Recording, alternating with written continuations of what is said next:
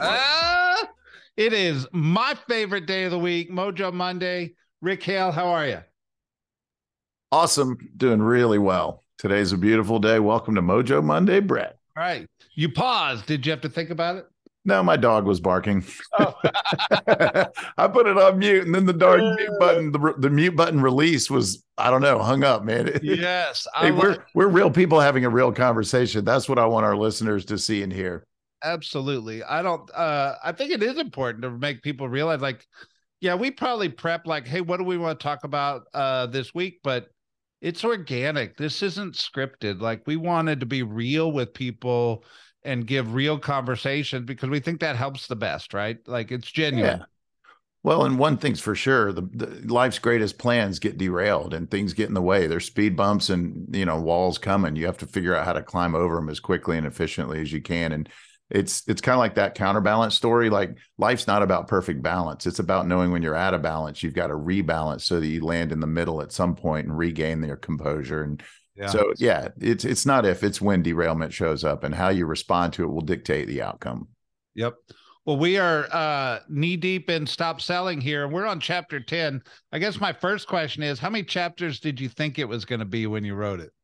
I had a dozen, believe it or not, and we shrunk it to 11. I guess we kind of merged one into another, but yeah. All right, perfect. Well, we But are I on. had no idea that it would end up 288 pages long, though. That was one of those. And at one point, the guy that helped me make it look like a book, I wrote it, of course, but he helped kind of make it, again, craft it. He's like, you got to stop writing. And I'm like, man, I want to give everything I've got. So just know that book is everything I've got till now. Till now. There you Till go. now. And we're just making it context on here, right? Like we're taking the conversations maybe a step further just to get a little bit deeper perspective on some of it, right? That's it. Conversational, man. Life's about having great conversations. All right, chapter 10 is wealth building. It's such a buzzword these days, wealth building. Yet, I think the reason it's a buzzword is because the society has evolved to this situation where we have to take control of our futures. I think there was a period of time where a lot of people left their future up to the government, or they left their future up to corporate America, or Yeah. whatever that vehicle was that was supposed to take care of people later in life. And in this day and age, and in our generation, if it's to be, it's up to me, right? And that's really why wealth building is such a big deal right now. You're exactly right. The days of 40 years and clock out with, the company pen or a clock are gone at retirement. And you can't count on Social Security. So where is that security coming from? And so if it's to be, why not me? And if it's up to you, that's the bottom line. And so wealth building is a hot topic, but I'll also warn people that wealth building is more than the money. I know lots of people with lots of money. I know we all do, that aren't necessarily happier. In fact, there's not a correlation between wealth and happiness financially, but there is a correlation between options and the idea that you're financially capable of your choice life when you Yeah, have the resources to do it. So that's the relevance. perfect. Well, you open this chapter talking about lottery winners, and I want to create a conversation around this for a minute. So, I think it's pretty common knowledge, but if it's not, I'll just repeat it real quick. Like a lot of people understand somebody wins the lottery, they get $100 million or whatever, and within a rather short period of time, they're broke. Yeah. And it's almost the contrast to what wealth building is. Like it somebody gets the money and then they lose the money versus somebody that doesn't have the money and creates the money. Yet let's kind of break this down, because why do you think though that's such a thing? Somebody gets the money and loses it. Well, it's kind of sad when you think about it. I mean, you've got somebody, living below the poverty level potentially. I mean, this is hypothetical, but I don't, and they end up with $5 million. I mean, that should be the greatest day, greatest experience, greatest blessing on the planet. But the statistics say, 70% are broke within a year. And I think it's because the habits that got you to where they were don't necessarily get amended once they have the resources and the money and the capacity to necessarily use it effectively.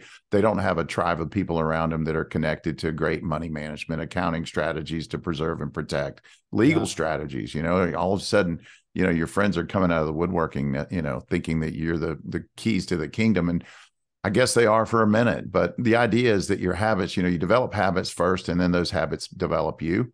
And there's even a saying, by the way, and I've heard this, and I wonder if it's true. I can't, there's no statistic to support it, because how could you?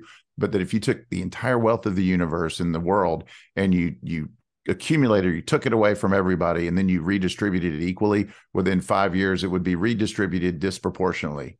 And I would guess that's probably true, simply because the habits that led you to where you aren't going to lead you to where you want to go if they're not serving you already. And people who understand how money works, and they understand how to invest, save, and apportion properly, tend to accumulate and multiply. Yeah. You keep talking about habits. In my experience, there's something that's got to happen before habits. And it's really that skill set. Like, wealth doesn't happen naturally. Wealth happens as a result of things that we do. And I believe that you have to learn about money. Like, I remember it was a big topic growing up. Like, they don't talk about money in school. They don't teach you how money works, right? Like, it's not it wasn't a class I went to in high school. And it certainly, I still don't even think I understood it in college, right? Like, I don't think that became part of the curriculum that I attended. Yet what I learned was from my parents, which was good. I wouldn't say it was great. I would say great money management and great skill set. I actually learned from books, and I learned from those 5 people in my life that really poured into me and helped me learn how money works, right? How did you learn it? Well, it's a process in kind of the same way. One was role modeling and recognizing that I wanted a big life. So step one is to plant seeds in your mind that you can, believe that you're worthy and capable. Another aspect, by the way, to people that lose money fast or don't keep money, is that imposter syndrome of a quick win financially. And deep down, they don't feel like they earned it or deserved it if it's a lottery ticket. And so psychologically, they may undermine their own ability to manage it well, because they don't see themselves as worthy. And so there's generational, poverty. There's lots of reasons why people don't adopt new habits. But for me, it's being that keen observer of life and recognizing some people have this figured out. And as honestly, it's not complicated. It's just not easy, and it requires discipline. And it's recognizing you've got to generate more income actively than you spend to ever have enough to invest and compound passively. And it's that active passive conversation. Yeah. And I mean, we're making a generalization around lottery winners, but this goes deeper than just winning the lottery. Like, you see professional athletes make it to the big leagues, get the big check, and then they're just disasters financially. Or you see in our industry, somebody might sell a giant property or something and get a 6-figure check that they're not used to receiving, and what happens to that money after it was done, right? Or somebody builds a business and sells the business off and gets a large sum of money. If they hadn't developed the skill set to understand how money works first, and then, to your point, put habits in place of how they're dealing with that money, it's gone. It's gone. Can't get it back. We're a consumption-based society. Like, the world loves to consume, which is great if you're selling something, because by God, there's someone standing on every corner to buy it. And so we're just passing money hand over fist. We're just sharing money. We're spending, and if it's not an appreciating asset that has tax advantages like real estate, the odds are it runs through your fingers as quick as water. Yeah. Well, let's start at the beginning and peel this onion back. How do you define wealth? That's a great question. And so in the chapter, that's the first thing I challenge everyone to do: define wealth. And my hope and prayer is that everyone takes a deep breath and makes more of it than just X's and O's on your balance sheet in a bank account. Wealth, again, there are wealthy people that are miserable, and there's actually there's no correlation between extreme wealth and happiness.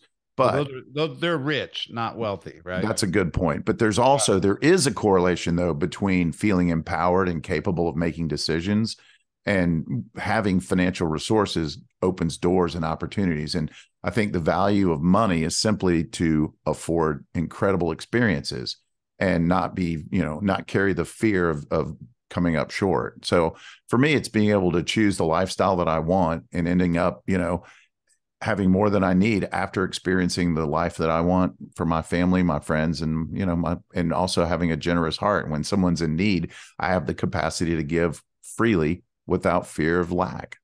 Yeah. Perfect. How do you define it? That was it.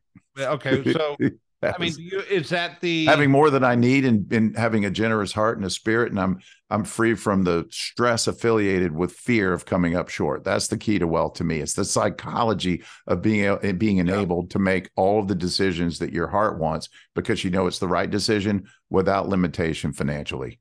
Got it. Love you, and I'm going to push. That was a paragraph. Give me a sentence. Well, I love Bob Kalinski's definition. All right, we'll go there. having more than you need so that you can live the life you've designed and not by default. That's a simple one sentence. I think you wrote in the chapter, his was having $1 more than you need to live the life you choose. Yep. And I love the simplicity of that. I think back to like John Maxwell defining leadership as influence, nothing more, nothing less. And wealth to me is not defined by just having a bunch of zeros on a bank account. It's got to have context to what life you want, or it's just a sport, right? Like somebody said, if you're chasing money more than you need to live the life you want to live, you're doing it for sport. Yeah. So you got to have some definition of that, right? Well, and the question is it impacting your ability to connect and invest time with people that matter? Are you chasing money at the detriment of relationships? And if that's the case, you're going to wake up hollow and empty inside. Yeah. You go into this chapter and start talking about thinking big. And we've had these conversations before, and thinking big is a little bit of a buzzword in itself. But I found it interesting out of context of why did you put this inside the wealth building chapter? And why is thinking big so important to wealth building? Well, because if you can't conceive it first, you're never going to do the work to achieve it. Your subconscious brain is going to undermine the behavior that'll lead to an outcome you want because you don't, you've got to visualize yourself having it and experiencing it. And so one of the first things I suggest doing is get really clear on your budget and make sure you understand where your money's going so that you can draw a line. And that's your burn rate. That's the amount of money you spend each month. And then make sure that your active income more than accomplishes hitting that as a starting place. And then once you do it outside your body, your subconscious brain will then connect the dots and say, hey, I've got this. And then figure out what amount of margin or additional income you need, whether active or passive, puts you in a place where you can make those critical, choices that lead to a life well lived and not just an existence of survival. Yeah, I get that. But it starts in the mind. You can't, that generational wealth and that imposter syndrome component, which are all described in detail in the book. So read the book. But, those are real things. And we have the psychology of where you came from and what you witnessed and saw as a child. And our, typical reality is a lot of people repeat the movies that are imprinted on them early on. And so you've got to reprogram, and thinking big is one of the better ways to do it. That means finding role models and recognizing that wealth is more than money and being very strategic about how you reprogram yourself. Yeah. I think one of the sad things that I've experienced in my life around humanity is we dream big as children. And somewhere on that journey, we allow the influence of others to cause us to stop. Yeah. And I think it's very much directly related to wealth building, because if you're not wanting to live a great life, or you're not wanting to live I don't want to use the word rich, but a fulfilled life, you're not going to chase wealth building. You're not going to try to, you don't see a reason to it. You don't see a purpose to it. You just are going through the grind. Right. And it's sad because, you were born to dream. You were born to engage in thinking big. Right. Yeah. And I think a generous heart is, the greatest payoff in a life well lived is the ability to help people. And the more empowered you are internally and the more conscious you are of what it takes to be the best version of you, I mean, you can't give away what you don't have. And so if you want to impart wisdom and be a great role model, I mean, you've got to live it to give it. And so part of this is developing your greatest asset, which I think I said earlier is you, and making sure that you're living a life by design, and wealth building is a component. And recognizing that if your burn rate is and your expenses are at the level that you'll never overcome that and be able to compound in passive investments like real estate or even just a portfolio or 401k if you're an employee, you're going to constantly chase it. And life at some point is going to throw you a curveball and you may not be able to perform at the level that you are today. And you've got to insulate and protect yourself psychologically, which means having reserves and capacity to overcome a detriment in the market. There you go. The skill, how do we develop the skill, right? Like I believe the cash flow quadrant was one of the best things that I read over the years developing that skill, right? And how did you develop the skill? I mean, for me, I was gifted with the ability to generate active income. That's a big step in and I've lived in a commission world, and this is me being really honest. And, I went from a $50,000 job in corporate America to making 100,000 inside of a year and a half. Once I figured out how to sell houses, connect with people, add value, and win their trust. And then, 3-4 years beyond that, I was making 200,000-300,000 a year, 400,000 inside of my 5th year. And I'm not bragging. I'm just saying, in a commissioned world, you can script the outcome. If you're in a corporate job where you're locked into a salary, it's really important to save effectively. It's really important to have money taken out of your paycheck before you ever see it, so that it compounds organically in the background, if you will. It's also really important to buy assets that, with low money down, like a house. You put 20% down and you get the tax benefits of owning it. And then you also get appreciation, and you're paying off a mortgage over time. So you're building asset value there as well. If it's a rental property, the idea is that person renting actually pays the bill for carrying the carrying cost. And there's no better scenario than that. You may have active income each month, even if $50, but if you compound it with 5, 10, or 15 of those suckers, in 25 years, you're going to retire with $4 or $5 million. But most people don't get that it's small steps taken sequentially. And one day those small steps are, you can look at it like building blocks. You keep stacking bricks. One day you're going to have a beautiful building, but it takes the first brick, the second brick, the third brick, and then it becomes habitual. And it also becomes, it's kind of addictive, that whole building wealth, because you're not doing it to hurt people. You're doing it to enhance your own well-being, that you can then contribute more at a higher level. And help people with, right? Absolutely. I mean, that's the gift, right? Break the generational curse, be the first person in your family to go to college or generate passive income and wealth, and show them the way, and then share the love. 100%. At the onset of all this, budgeting is such a big part of understanding wealth building, because you obviously build your life around a cost factor. Like there's a burn rate, like you have to have so much money to live your life. But why is budgeting such a concept that's so important to understanding for wealth building? Well, I mean, if you're going to have margin in your income and you're going to roll that into passive sources of future income, you can't invest what you spend. So again, you've got to establish a water line or your burn rate or that starting place, and then figure out what's it going to take to overcome that, so that you then, there's a rule called the rule of 72, and you divide 70, whatever interest rate you're getting on your investment, into 72, and it'll tell you how many years it takes to double it.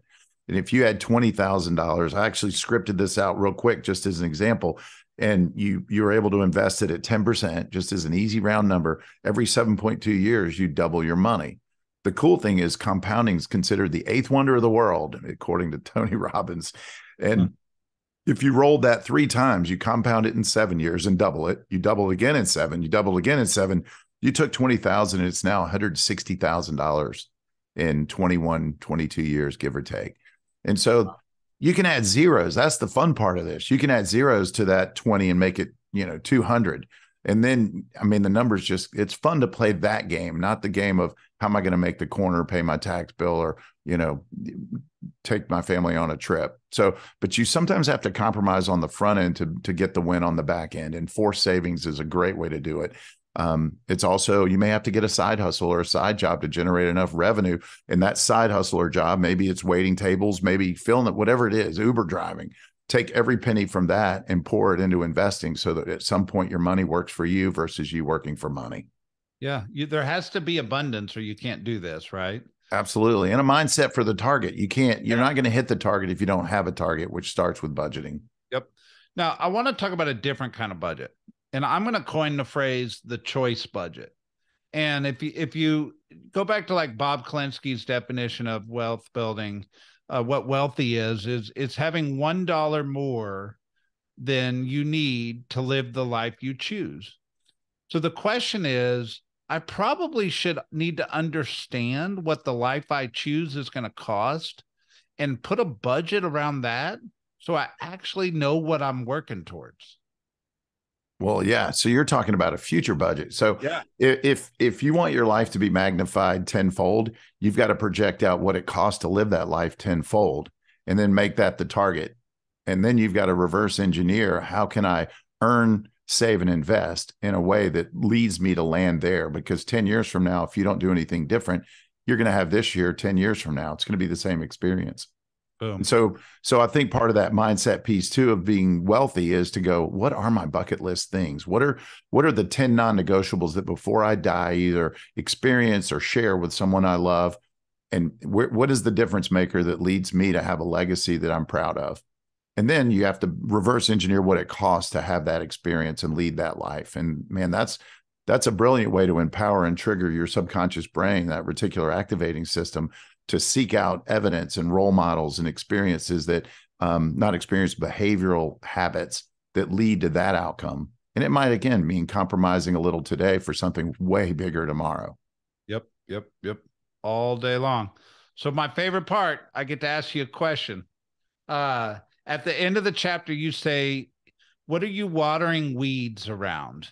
And I guess the context is watering weeds is not a good thing. Like, what are you giving your resources, your time, your energy to that's actually keeping you from going in the right direction? What are you putting money on a weed instead of a beautiful flower in the context of the word? But Rick, what are you watering the weeds around? So watering the weeds is a really cool concept in a way to think about the people you're spending time with. Where are you investing time? Or maybe you have an employee or a partnership that financially isn't paying dividends and emotionally it's not paying off. But in the context of your day planner, it's basically the 80% or worse. And the 80% are the things that don't reap the highest rate of return or reward. And so maybe the bottom 20% of the 80%. Yeah, exactly. It's the worst of the worst, the things you're doing that later you scratch your head and wonder why and what you were doing in general. But for me, I guess it's occasionally when it comes to the book, I'll use that as an example. There are ways to sell more books. And if you believe in what you're doing, often we have gifts and talents. This is a self-actualization moment. So everyone has this moment where you're like, I'm good at what I do. I love what I do. I know it will impact people positively. And then the question should be, why am I not taking every step possible to execute on that gift? Why am I not giving the gift more often? It's like this, Brett. If you had a cure for cancer and you don't share it, it's not just selfish, but it's criminal. And so I think when you have core genius, your gifts, you've got to exercise those. And being fully transparent, I believe in the context and content of the book that I've written, because it's a life full of incredible role models that I reflect upon and honor in the book. And these people were absolute geniuses in their way. And so I think the watering the weeds part is that I've been very social media driven and inner circle driven in terms of sales. And, I'm blessed that it's already sold more than, 3 times what the average book sells. But I think there's a billion people out there that might benefit from it if I really exercise that muscle. And so that means, and to be honest, I've already interviewed for it, but the weeds so far is that I haven't invested in a marketing social media strategy and a third-party company, and they're expensive. And that's only one piece of it. It's not really investment financially. It's the psychology of really believing I'm worthy and that the product is worthy. It's And going all in and on it, but yourself. it takes experience, time, and self-reflection. So I hope everyone heard that. We all have fear. We all are uncertain.